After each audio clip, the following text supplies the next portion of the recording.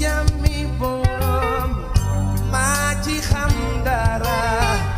lépp lu yëngu yow la ñoo koy jiiñ yëguloo fekke woo ñu fent wax yu ñaaw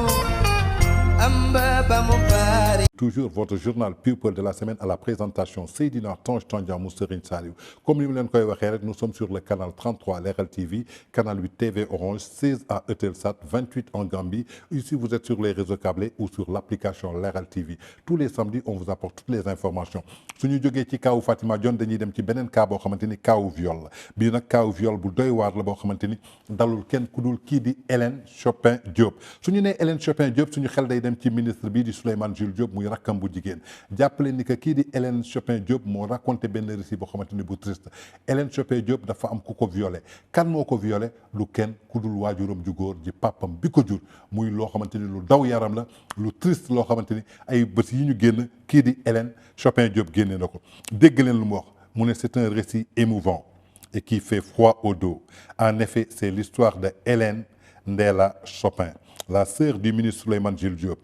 Ainsi elle revient sur le viol mi ngi dellu soit ci viol boo xamante ni subir na ko ci ascendant boo xamante ni en l'occurrence du kenn ku dul propre waajuram bu góor bi ko jur muy Samy Lucien Chopin Diop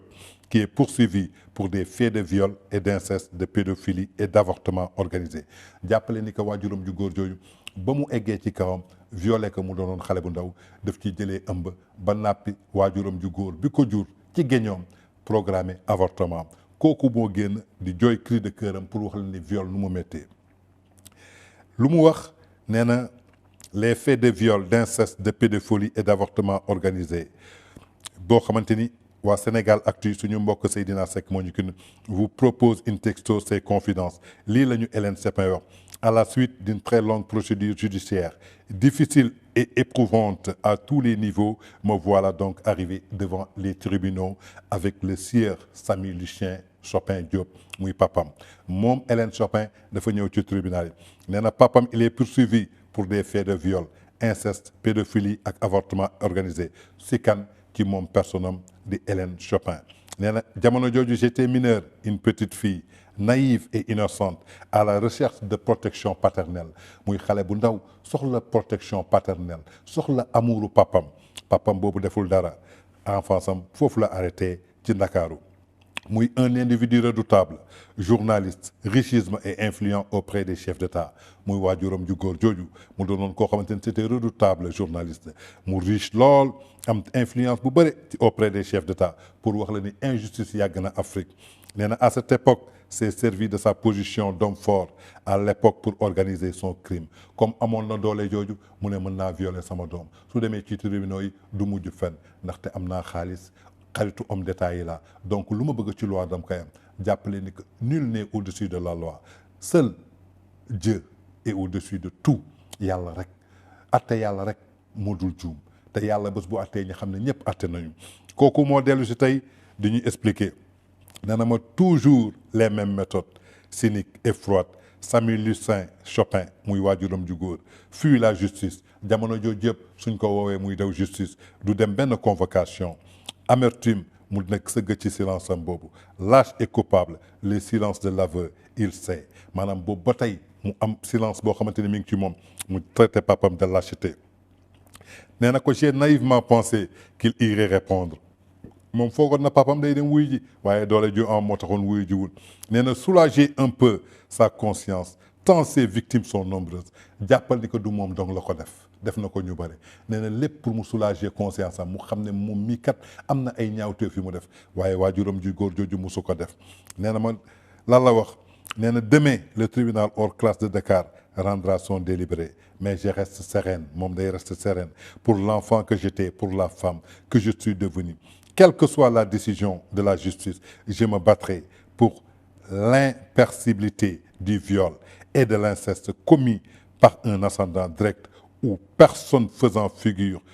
d'autorité je me battrai c'est avec les larmes que j'écris ces postes nee na bu muy bind poste bi